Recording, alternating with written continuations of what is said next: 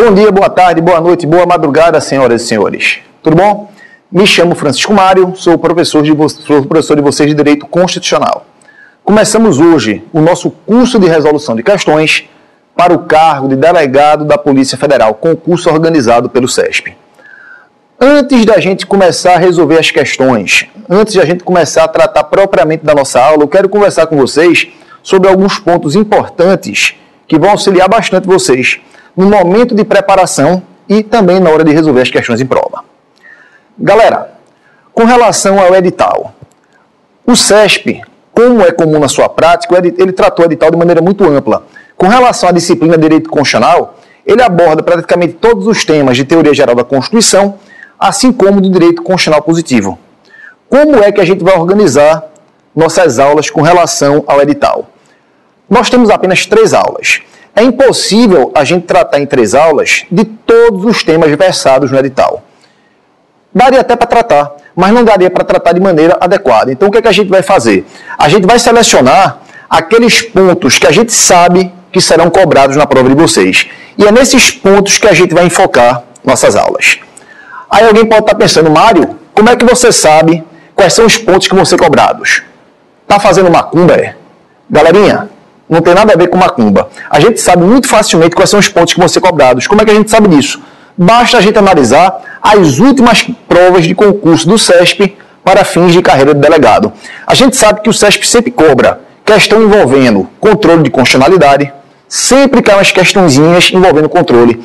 A gente sabe que o CESP cobra poder constituinte e reforma da Constituição. A gente sempre sabe que o CESP cobra direitos e garantias fundamentais e cobra de maneira bem acentuada, e sempre cai umas questõezinhas envolvendo poder executivo e poder legislativo. E quando cai poder legislativo, a gente sabe, cai o quê? Imunidade parlamentar. Então, é baseado nas provas anteriores do CESP que a gente vai organizar nossas aulas, beleza? Então, a gente vai focar nesses pontos. Significa dizer que vocês não vão estudar os outros pontos do edital? Não. A gente vai tratar do edital de maneira completa aqui. Eu vou passar para vocês o edital, a gente vai estar sempre analisando o edital. O que a gente não vai ver em sala de aula, vocês vão estudar em casa. Então vocês vão analisar esses pontos que não são vistos em sala de aula, na casa de vocês, né? E como é que vocês vão fazer isso? Mário, como é que eu vou me preparar, faltando pouco tempo aí para fins de prova? Quais são as técnicas que eu vou utilizar? Também não tem mistério, galera. Se você for pegar como o CESP cobra suas questões em prova, a gente sabe que o CESP cobra principalmente texto da Constituição e jurisprudência, doutrina que é muito pouquinho. É exatamente isso. Não tenham receio de achar que porque o cargo que vocês vão fazer de delegado, curso de nível superior em Direito, que não cai texto da Constituição, cai bastante. Então tem que ler o texto da Constituição e tem que enfocar muito em informativos jurisprudência do Supremo Tribunal Federal. Esqueçam doutrina agora, não se preocupem com doutrina. O que for importante de doutrina, a gente vai passar para vocês aqui na sala. Então quero que vocês foquem nesse sentido. Texto da Constituição e informativos do Supremo Tribunal Federal, beleza? Com relação a dúvidas, não tenho dúvidas. Dúvidas existem para serem tiradas. Não vão fazer a prova de vocês com dúvidas. Se vocês tiverem dúvidas, vocês podem sanar as dúvidas de 2 formas. Como é que vocês vão sanar essas dúvidas? Primeira forma de vocês sanar as dúvidas. O próprio espaço, ele tem um linkzinho que disponibiliza, né, um contato com o professor. Está aí na paginazinha de vocês, né? Dúvidas, clique aqui. Clique que vocês vão poder escrever as dúvidas e isso vai chegar para a gente. E a gente sana a dúvida de vocês. E outro modo que vocês podem utilizar para tirar dúvida é pelo Facebook. Eu estou sempre lá, galera, postando coisas relativas a concurso público lá no meu perfil do Face. Seja novidades com relação a entendimentos do Supremo, técnicas de estudo, pontos que costumam ser cobrados em prova. Então podem lá, né, adicionar meu perfil no Face, Francisco Mário, vocês encontram rapidinho, sem dificuldade alguma. Beleza? E o último pontozinho que é importante a gente tratar antes da gente começar a resolver nossas questões, né? Mário, como é que eu resolvo a prova? Prova do CESP. Verdadeiro ou falso? Certo ou errado? Uma errada e uma certa. Será que eu devo chutar? Ou, se eu tiver dúvida, eu devo deixar a questão em branco? Galera, vamos adotar aqui a técnica do chute consciente. Que técnica é essa do chute consciente? O que eu quero que vocês saibam? Eu tenho certeza que você já tem consciência de que a prova de vocês é verdadeiro ou falso, certo ou errado, uma questão errada anula uma questão certa. Como é que funciona isso? Você acertou a questão, você tem um ponto. Você errou, você perde aquele ponto que você obteve com a questão certa. Deixou em branco, zera. Nem perde, nem ganha. Como é que eu quero que vocês raciocinem? Se vocês tiverem certeza da questão, obviamente vocês vão marcar a questão. Mas o problema é, na dúvida. Mário, eu tenho dúvida. Na dúvida, eu devo marcar a questão? Ou é melhor deixar em branco? Vamos utilizar a técnica do chute consciente, galera. Se vocês não tiverem nenhuma noção do que a questão quer, eu nunca ouvi falar daquela matéria na minha vida. Deixa em branco. Vocês não vão marcar. Mas se vocês tiverem alguma noção do que a questão quer, por mais superficial que seja, eu aconselho que vocês marquem. Mas, Mário, se eu marcar, eu vou perder a questão que eu acertei. Não é bem assim não, galera. Bora raciocinar aqui, ó. Se você for marcar a questão na doida, no chute, vai fechar o olho e vai marcar a questão. Sem nem ler o que ela está escrito. Vocês já sabem que vocês têm chance de 50% de acertar. Se é verdadeiro ou falso, é 50% para acertar e 50% para errar. Então, vocês já partem de 50%. Se vocês tiverem alguma noção do que a questão quer, esse percentual ele vai aumentar a sua probabilidade de acerto, vai tender a chegar a 100%. Então a dica que eu dou é essa para vocês, não tenham medo. Se vocês tiverem consciência, se vocês tiverem alguma noção do que a questão quer, vá e marquem. Isso é o chute consciente. Beleza, galera? Fechou? Estão tranquilos? Então quero que vocês abram o materialzinho de vocês, que a gente vai começar agora a resolver nossas questões, né? Então vamos aqui para a telinha cheia, resolver nossa primeira questão.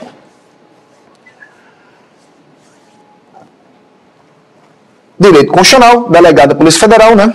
Vamos aí resolver a primeira questãozinha, né? Quais são os pontos que vão ser abordados aqui, galera, do edital, né? Na aula de hoje, o que é que eu quero que a gente vá e aborde? Tá aqui, ó. O edital está cobrando tudo isso que está aí na telinha de vocês. O que é que a gente vai ver aqui na aula de hoje? Que a gente entende que é importante. A gente vai ver o seguinte aqui, ó. O sentido Constituição, sentido sociológico, político e jurídico. Vamos tratar do conceito, objeto e elementos da Constituição. Vamos tratar da classificação das Constituições. Vamos ver o que é Constituição material. Vamos ver o que é Constituição formal. Vamos ver ainda o que é Constituição garantia e Constituição dirigente. Após isso, vamos tratar de poder constituinte, a questão certa na prova de vocês. E dentro deles a gente vai ver tudo, né? Fundamentos do poder constituinte, poder constituinte originário e derivado, e reforma e revisão constitucional.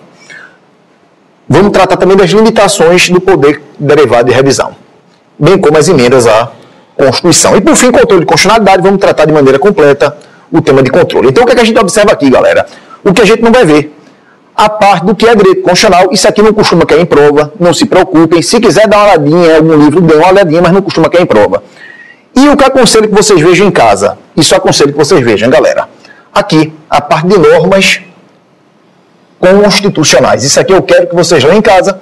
Isso aqui é importante. Infelizmente, não vai dar tempo da gente ver aqui, mas eu quero que vocês deem uma olhadinha. Principalmente aquela classificação lá do José Afonso da Silva, né, que todo mundo conhece, a questão de norma de eficácia plena, conteúdo limitada. Então isso eu quero que vocês tratem em casa, beleza? Então vamos aí resolver nossa primeira questão.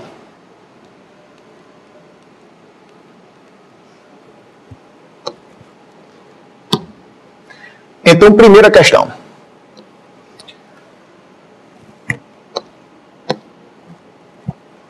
Julgue os itens a seguir relativos à natureza jurídica, à classificação e aos elementos da Constituição. A concepção política de Constituição,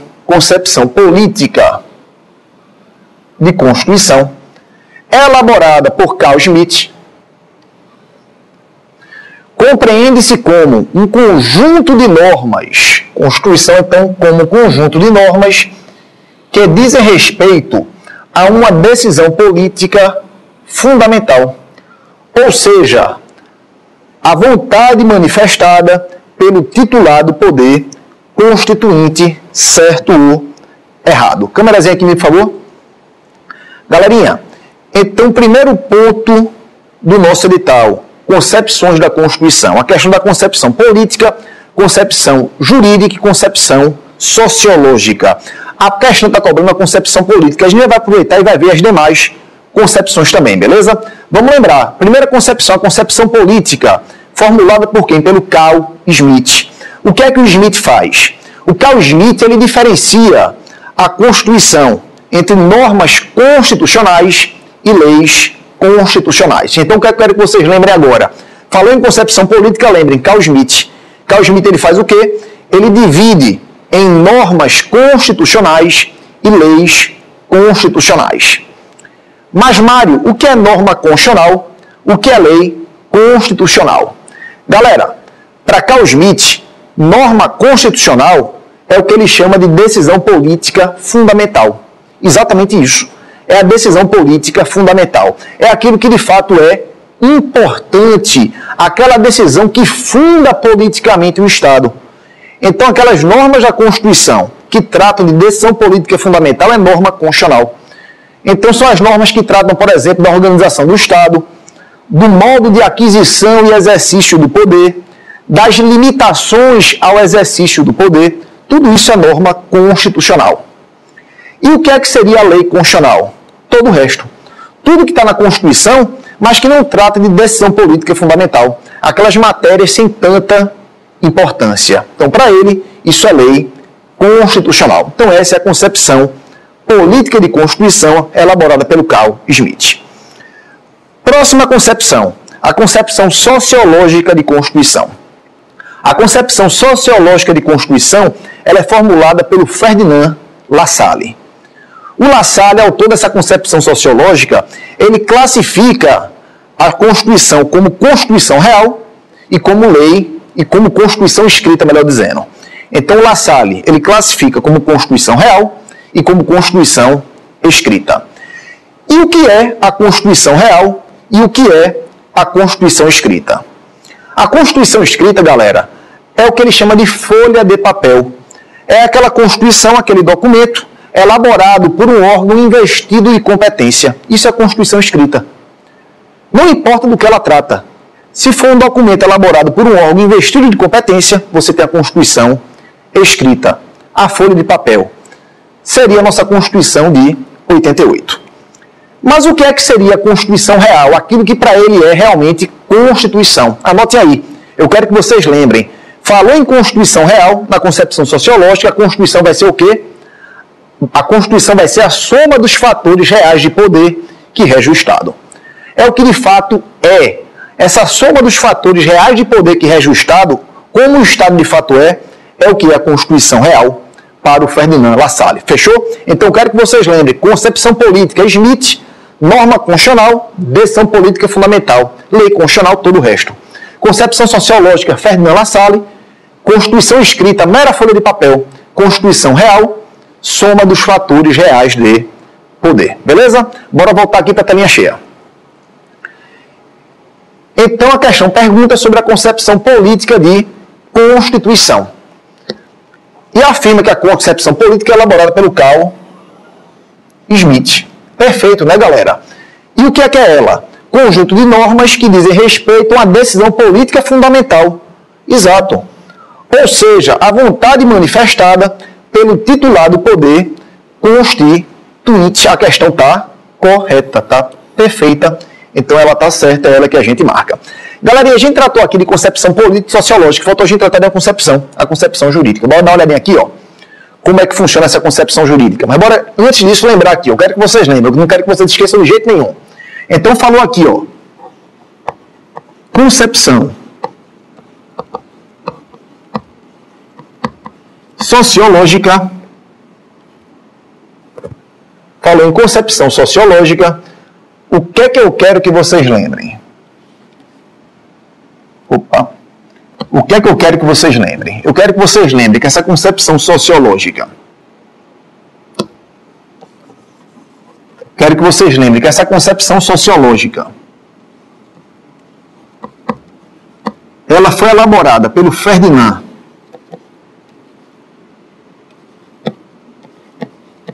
Lassalle e a Constituição Real se diferencia da Constituição escrita.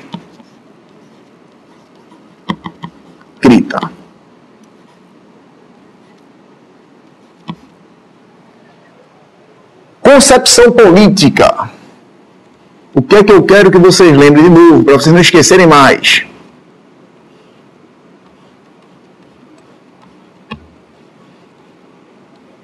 Concepção política, elaborada pelo Carl Schmitt.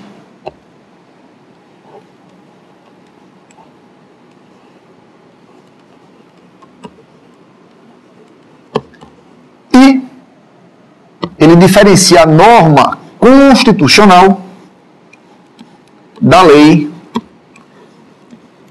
constitucional. Lembrando que a norma constitucional é a decisão política fundamental. Para a gente fechar o ponto, faltou a gente tratar da Constituição na concepção jurídica. Na concepção jurídica. A concepção jurídica de Constituição, ela foi elaborada pelo Hans Kelsen, velho conhecido de todos nós. E segundo Kelsen, a ordem jurídica é isso aqui, galera. A ordem jurídica, ela tem o formato de uma pirâmide, onde uma norma inferior encontra seu fundamento de validade em uma norma imediatamente superior. Então, um ato normativo quaternário, ele retira seu fundamento de validade de um terciário, o terciário de um secundário, o secundário do primário. Por exemplo, um decreto regulamentar, que é um ato normativo secundário, ele retira seu fundamento de validade de uma lei, que é um primário. E a lei, por sua vez, retira seu fundamento de validade de uma Constituição. Essa Constituição, que é o fundamento positivo de validade das demais normas jurídicas, é o que ele chama de Constituição jurídico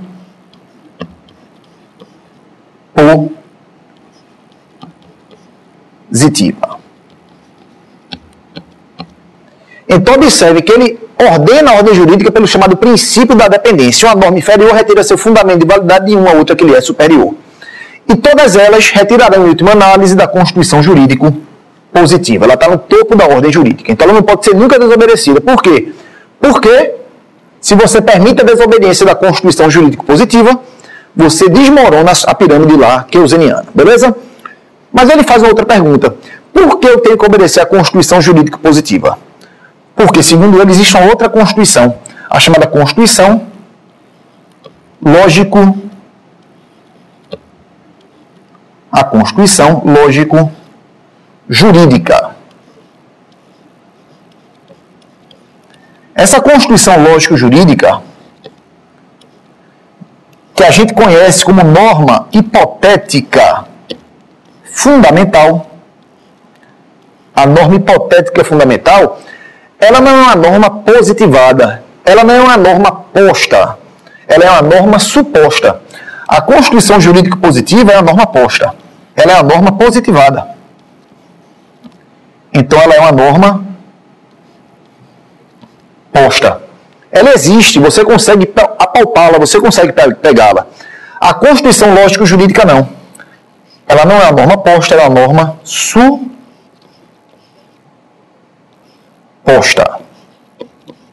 É uma norma, como o próprio nome diz, hipotética. É uma norma suposta. E essa Constituição lógico-jurídica é o fundamento lógico de validade da Constituição jurídico-positiva. Beleza? Então, essa é a concepção jurídica do Kelsen, galera. Então, bora voltar lá para a nossa questão.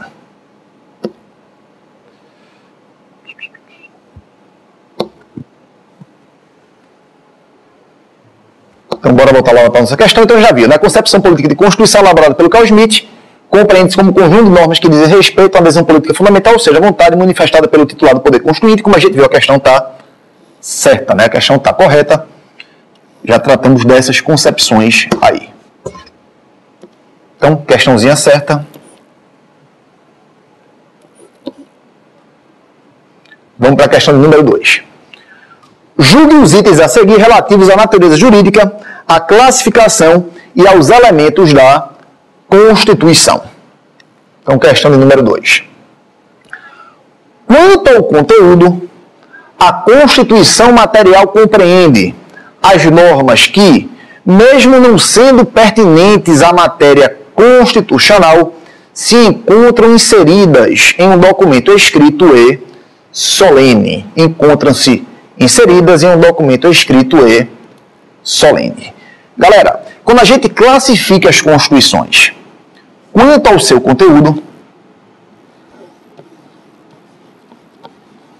então quando a gente vai classificar as normas constitucionais quanto ao seu conteúdo, a gente verifica que a gente pode ter a chamada Constituição formal, a gente pode ter a chamada Constituição material. Então, lembrar, Constituição quanto ao seu conteúdo pode ser formal ou material. Como é que eu identifico uma norma formalmente constitucional? Aqui é simples, galera. A norma formalmente constitucional, a gente identifica pelo seu procedimento, pelo modo como a norma foi elaborada. Então, é pelo procedimento que eu identifico uma norma como sendo uma norma formalmente constitucional. Se a norma passou por um procedimento diferenciado para a sua elaboração, ela adotou um formato de norma constitucional, ela será automaticamente uma norma formalmente constitucional. Já a norma materialmente constitucional não, ela identifica não pelo procedimento de formação, mas sim pelo seu conteúdo. É do que a norma trata, não importando o seu modo de produção, não importando o seu procedimento de produção. Então é assim que a gente vai classificar as Constituições. Câmerazinha aqui, por favor. Galera, então a gente consegue aqui, de acordo com essa ideia que é muito simples, tirar algumas conclusões. Então, se eu sei se aqui é uma norma materialmente constitucional, a gente consegue identificar pelo conteúdo, e a norma formalmente constitucional pelo seu procedimento, o que é que a gente conclui? A gente vai ter algumas conclusões. Primeira conclusão, se eu pego minha Constituição de 88 e abro minha Constituição em qualquer dispositivo, eu não preciso nem ler. Eu vou ter certeza que aquela norma inserida na Constituição de 88, ela é uma norma formalmente constitucional. Pelo mero fato de estar inserida em um documento formalmente elaborado e denominado de Constituição. Então a gente pode afirmar, sem medo de errar, que toda e qualquer norma inserida na Constituição de 88 são normas formalmente constitucionais, porque importa aqui o modo de produção. Quando a gente fala em norma materialmente constitucional, a ideia é diferente. A gente acabou de ver, Constituição material não importa o modo de produção da norma, importa o quê? O seu conteúdo, a sua substância do que a norma trata. Ora, se importa o conteúdo, a substância, importa o que a norma trata, qual a conclusão que a gente vai tirar? A gente vai tirar a conclusão de que nem todas as normas da Constituição de 88 são normas materialmente constitucionais. Porque pode ser que você se depare, por exemplo, com a norma da Constituição que fala o seguinte: o Colégio Dom Pedro II será localizado no Rio de Janeiro e mantido pela União. Essa norma que trata do Colégio Dom Pedro II é uma norma formalmente constitucional? É, pelo simples fato de estar inserido em um documento formalmente denominado de Constituição. Mas é uma norma materialmente constitucional? Não, porque ela não trata de uma matéria de especial importância para o Estado. Ela trata uma matéria desinvestida de qualquer importância, né, para o Estado e para a sociedade. Mas aí surge outro questionamento. Pelo que a gente analisou, a gente já tirou aqui algumas conclusões. Qual é a conclusão que a gente tirou? Que algumas normas da Constituição de 88 são normas apenas formalmente constitucionais e outras são formal e materialmente constitucionais. Isso a gente já sabe. Mas a pergunta é que é importante que a gente lembre disso. É importante que a gente compreenda. Se eu estiver diante de uma norma que é apenas formalmente constitucional, a norma do Colégio Dom Pedro II, e se eu estiver, por exemplo, diante do artigo 2º da Constituição, que trata da separação dos poderes. Separação dos poderes é matéria importante, está na Constituição, então é norma formal e materialmente constitucional. Se eu estiver diante de uma norma que é uma norma apenas formalmente constitucional, e outra que é formal e materialmente constitucional, qual terá maior superioridade hierárquica? Galera, não importa se a norma é apenas formalmente constitucional ou se ela é formal e materialmente constitucional. Ambas terão a mesma hierarquia. Vão ter a mesma hierarquia jurídica por quê? Porque o Brasil adota a ideia, o Supremo adota a ideia da supremacia formal da Constituição. Então, para que uma norma seja superior às demais, basta que ela esteja em nossa Constituição formal. Não importa o conteúdo por ela tratado. Então, não esqueçam disso. Supremacia formal da Constituição. Todas as normas inseridas formalmente no texto da nossa Constituição têm superioridade jurídica. Não importa se são apenas formalmente constitucionais ou se são formal e materialmente constitucionais. Fechou? Bora voltar aqui para a telinha cheia. Então, bora ver o que é que a questão está cobrando da gente. Quanto ao conteúdo, a Constituição material, está querendo saber aqui de Constituição material, compreende o quê? As normas que, mesmo não sendo pertinentes à matéria constitucional, se encontram inseridas em um documento escrito e solene. É assim, galera? A gente sabe que não, né? Esse conceito aqui não é de Constituição material. Esse conceito aqui é de Constituição formal. Porque se a gente vai tratar de Constituição material, importa o que é o conteúdo, a matéria. Então, a segunda questão, ela está incorreta, ela está falsa. Questão tranquilinha, né? Estão acompanhando? Então, vamos seguir em frente. Próxima questão. Quanto ao conteúdo... Opa, aqui a questão se repetiu, né? Agora passar para a próxima. Essa questão é a mesma que a gente acabou de resolver. Terceira questão. Os elementos orgânicos da Constituição que compõem a Constituição dizem respeito a normas que regulam a estrutura do Estado e do poder, fixando o sistema de competências dos órgãos, instituições e autoridades públicas. Então a questão está cobrando da gente, galera, os elementos da Constituição. E está afirmando o quê? Que elemento orgânico, o chamado elemento orgânico, compreende o quê? As normas que regulam a estrutura do Estado e do poder e fixa o sistema de competências dos órgãos, instituições e autoridades públicas. Será que é assim? Vamos dar uma olhadinha agora, galera, quais são os elementos que formam a Constituição. E para isso, a gente vai passar por um outro slidezinho. Então vamos lá, galera. Quais são os elementos que formam a Constituição? A gente vai utilizar a classificação que mais costuma ser cobrada em prova, que é essa classificação aqui, tripartite. Então os elementos são os elementos orgânicos, os elementos limitativos, os elementos socio-ideológicos, os elementos formais de aplicabilidade e, por fim, os elementos de estabilização constitucional. O que é que são cada um desses elementos? Vamos começar aqui pelos elementos orgânicos. Então vamos lembrar. Quais são os elementos orgânicos da Constituição? São aqueles que tratam da estrutura e organização do Estado. Então, sempre que você tiver diante do dispositivo da Constituição que trata da organização da estrutura do Estado, do sistema de repartição de competências, você vai estar diante do elemento orgânico, também chamado de elemento organizacional. Tanto faz. Elemento orgânico ou organizacional. Então, exemplo de elemento orgânico ou organizacional. O artigo 18 da Constituição, que diz que a República Federativa do Brasil é formada, né, uma federação formada pela União, Estados, Distrito Federal e municípios.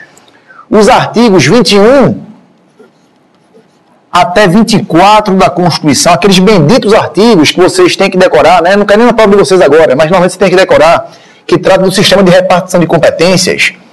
Então, tudo isso aí é elemento orgânico. Elemento limitativo. Os elementos limitativos, eles objetivam o quê? Eles objetivam limitar o poder estatal, eles objetivam limitar a atuação estatal, protegendo o indivíduo. Então, exemplo de elemento limitativo, o artigo 5º da Constituição, direitos e garantias individuais, direitos relativos à liberdade, propriedade, etc., são elementos limitativos, protegem o indivíduo contra o Estado. Elemento socio-ideológico. Os elementos socio-ideológicos, eles objetivam o quê? Eles objetivam traçar planejamentos para que o Estado interfira no seio econômico e no seio social. Então, sempre que você verificar a Constituição determinando que o Estado atue positivamente para implementar programas políticos, sociais ou político-econômicos, você vai estar dentro do elemento socio-ideológico. Exemplo, artigo 6º da Constituição, que são os direitos sociais. Observem que, enquanto elemento limitativo, ele compreende uma atuação negativa do Estado, o Estado ele aqui vai ter que se omitir para cumprir o previsto na Constituição. O elemento socio-ideológico ele prevê uma atuação positiva do Estado. O Estado aqui tem que atuar positivamente para implementar a previsão constitucional. Terceiro elemento formal de aplicabilidade. São aqueles que tratam da aplicação da própria norma constitucional. Eles regulamentam a aplicação da própria Constituição. Exemplo do elemento formal de aplicabilidade, o artigo 5º. Parágrafo 1º, que diz, que as normas definidoras de direitos e garantias fundamentais são dotadas de aplicabilidade imediata. Então, norma que trata de direito e garantia fundamental é norma auto-aplicável, Então, lembrar, quais são as normas auto-aplicáveis, galera? Dotadas de auto-aplicabilidade. Eu falei que a gente não ia falar sobre isso aqui, que era para vocês estudarem em casa, mas eu não resisto não, galera? Surge um assuntozinho aqui, eu vou puxar, para passar um pouquinho mais de informação para vocês. Lembrar que as normas dotadas de auto-aplicabilidade são aquelas normas de eficácia plena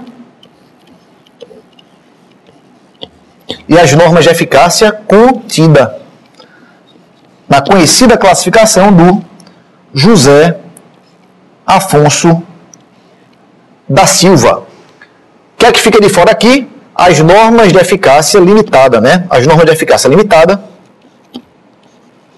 elas não têm auto-aplicabilidade. Elas são normas de aplicabilidade indireta. E, por fim, os elementos de estabilização. Os elementos de estabilização são aqueles que objetivam proteger a própria Constituição. Então, sempre que você se deparar com um dispositivo da Constituição cujo objetivo é a proteção da própria Constituição, você vai estar dentro do elemento de estabilização. Exemplo, artigo 34 da Constituição, que trata de intervenção. A intervenção objetiva proteger o pacto federativo, então, elemento de estabilização.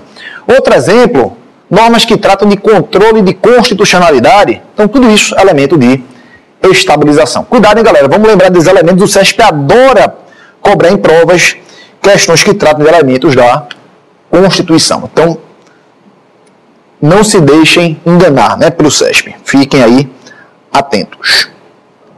Então, vamos lá resolver. Os elementos orgânicos, que é tratar de elemento orgânico, logo aquele primeiro que a gente tratou, que a gente viu, Elemento orgânico, também chamado de elemento organizacional. Os elementos orgânicos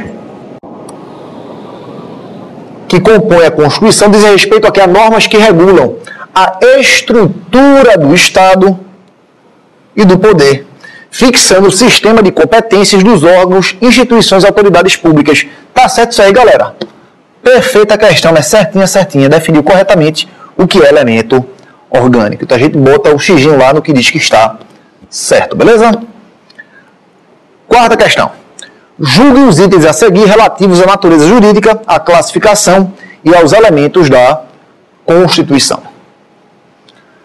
Então, quer saber da chamada Constituição Garantia? Constituição Garantia é a que, além de legitimar e limitar o poder do Estado em face da sociedade, traça um plano de evolução política e metas a serem alcançadas no futuro. Será que isso aqui é a Constituição Garantia? Então vamos lembrar aqui, Quando a gente fala da classificação da Constituição quanto à sua finalidade,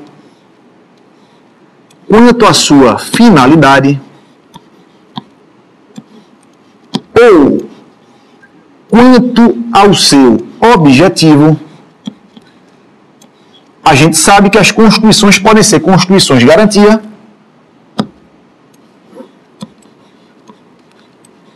de um lado, A Constituição pode ser, por outro lado, a chamada Constituição dirigente. O que é que vai diferenciar uma Constituição garantia de uma Constituição dirigente? Facinho, hein, galera? Tem perigo de errar isso aqui, não. Vamos lembrar. A Constituição garantia, ela é também chamada de Constituição liberal. Ou Constituição mínima. O que é que a Constituição garantia liberal ou mínima objetiva? Ela objetiva apenas proteger o indivíduo do Estado. Então ela vai tratar ali, né, da organização do Estado, da estrutura do Estado, e além disso vai objetivar o quê? Proteger o indivíduo do Estado. São constituições que objetivam assegurar direitos de primeira geração. Direitos de primeira geração. Ou de primeira dimensão, como queiram chamar. As chamadas liberdades negativas. Exemplo de Constituição garantia, a Constituição norte-americana.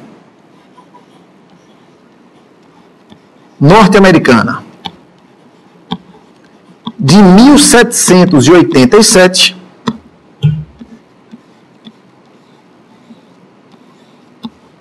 e a Constituição francesa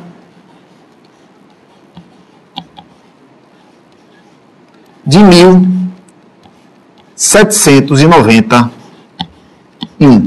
São as primeiras constituições escritas que surgem lá com o constitucionalismo. Então, Constituição norte-americana de 1787, Constituição francesa de 1791. Ficou feioso esse 1 aí, galera. Não é 2 não, é 1 mesmo, hein? Constituição francesa de 1791. Constituição dirigente, também chamada de Constituição social. A Constituição dirigente, ela não se preocupa apenas em construir liberdades negativas, não. Ela objetiva também construir liberdades positivas ou direitos de segunda geração. Segunda geração ou segunda dimensão. Então essa aqui prevê deveres de atuação do Estado. Ela não vai se preocupar apenas em organizar e estruturar o Estado, não. Ela quer mais que isso. Ela vai prever programas de atuação do Estado, objetivos, fins que o Estado deve atingir. Então, o que é que eu quero que vocês lembrem aqui, ó, galera? A Constituição dirigente, ela é repleta de normas que objetivam traçar fins e programas a serem atendidos pelo Estado. São as chamadas normas, ouvida aqui, programáticas, isso mesmo. Então, lembrar, falou em Constituição dirigente, lembrem, norma programática. A Constituição dirigente, ela é repleta de normas programáticas. Exemplo de Constituição dirigente, a Constituição mexicana do México, né? De 1917. A Constituição do Brasil, da República Federativa do Brasil, de 1934. A Constituição da República Federativa do Brasil, de 1934, é também um exemplo de Constituição dirigente. A Constituição de 88 também, galera. Nossa Constituição de 88 é a Constituição dirigente. Mas a nossa primeira Constituição dirigente foi a Constituição de 34. Beleza? Então, bora voltar aqui para a questão. Então, a Constituição garantia é a que, além de legitimar e limitar o poder do Estado em face da sociedade, traça um plano de evolução política e metas a serem alcançadas no futuro. Galera, programa de evolução política e metas a serem alcançadas. O que é isso aqui? Exato, norma programática. E a gente viu, norma programática está em Constituição garantia? Não, né? Norma programática está em Constituição dirigente.